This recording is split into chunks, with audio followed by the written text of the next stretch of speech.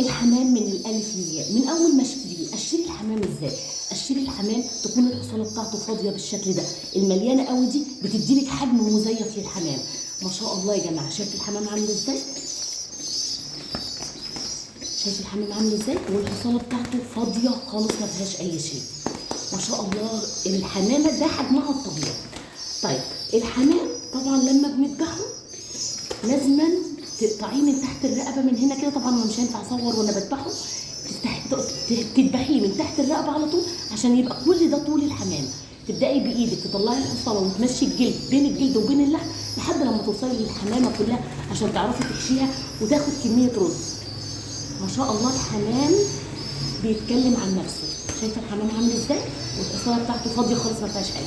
هذبحه وهسيب لك واحده بس هسقفها. هي بتتقال كده ان انا بشيل الحصاله وبنضف الحصاله بصباعي كده لحد طول الحمام عشان تبقى الحمامه فاضيه. اسمعي صوت الحمام. ذبحنا الحمام دي اللي سبتها عشان اوريكي بنطلع ازاي الحصاله من قلب الحماميه بالشكل ده. شايفه الحصاله اهي اهي، بقايا الاكل اللي فيها علشان نبدأ نسلكها وتبقى الحمامية مليانة وبحجمها الطبيعي اللي بتشتريها حضرتك من أي مكان.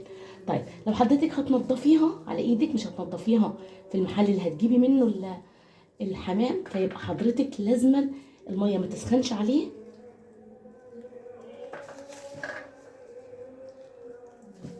طبعا حاولي حضرتك تطلعيها كاملة.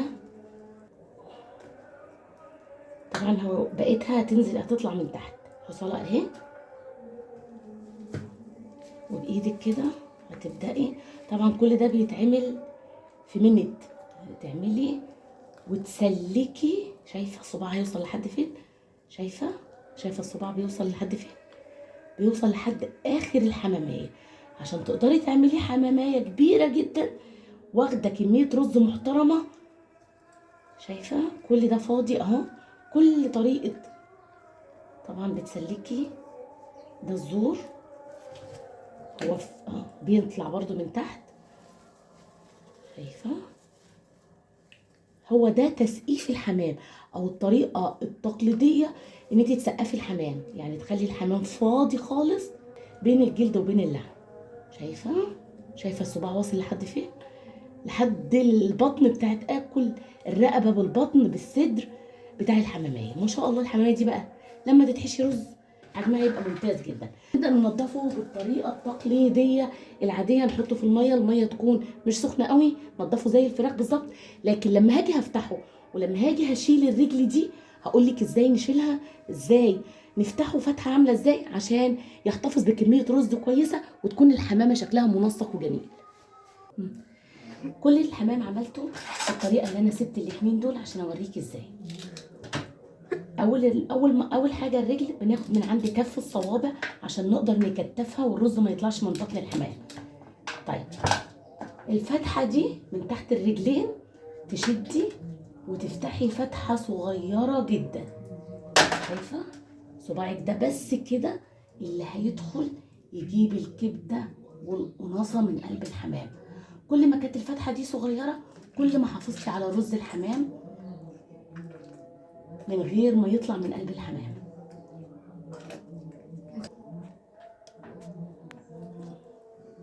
طبعا بتطلعي بالصباع ده كده كل قلب الحمامه، والمكان ده زي ما حضرتك شايفه فاضي خالص لحد قلب الحمام.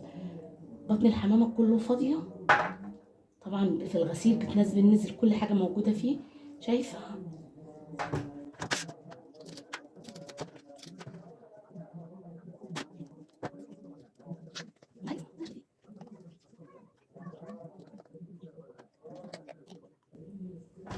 طبعا دي قطعه صغيره منها عشان ريحه الزفاره. طبيعي يا جماعه الحمام نضيف جدا، هنغسله تحت الحنفيه وهي مره واحده للنقع. هوريك ازاي محلول النقع بتاعي ننقع فيه الحمام ساعه وبعدين كياسيه على حسب استخدامك وعلى حسب احتياجك. وبعدين هنشوف مع بعض طرق كتيرة جدا للحمام، من أول شوربة الحمام الدسمة اللي بتتباع عند حجوجة بالشيء الفلاني، لحد طواجن الحمام ممكن تتعمل ازاي، لحد الحمام في الأكياس الحرارية ممكن تكون طريقته عاملة ازاي. تابعيني في قناة أكلة وسهرية، هتلاقي كل أكل بسيط، كل أكل مختلف، كل أكل بتست وطعم المحلات. ليمونة سليمة هبشرها كلها بالقشر وباللحم، كل ليمونة هبشرها بالشكل ده. ما بضيفش خل على محلول النقع. معلقتين كبار من الدقيق،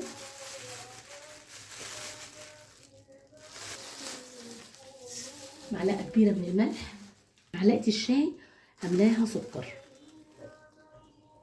ده محلول نقع عبقري جدا، بيخلصك من كل الزفارة وبيخلي ريحة الطيور حلوة جدا. طبعا في مطابخ بتضيف على محلول النقع ده قرفة، قرنفل، فلفل اسمر. بصراحة انا بخلي البهارات للتتبيلة، لانها بتخلي ريحة الخضار، بتخلي ريحة الطيور حلوة جدا وبتبقى موجودة وثابتة فيها.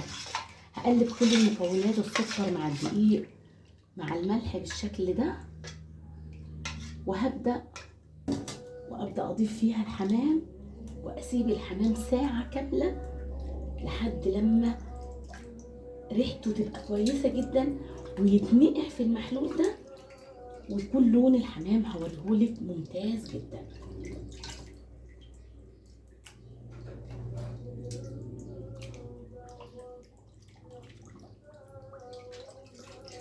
طبعا هنقع معاها الكبد والقوانص، لاني بستخدمها بطريقه غير المعتاده وغير اللي احنا متعودين عليها، هتشوفيها معايا في فيديوهات الحمام.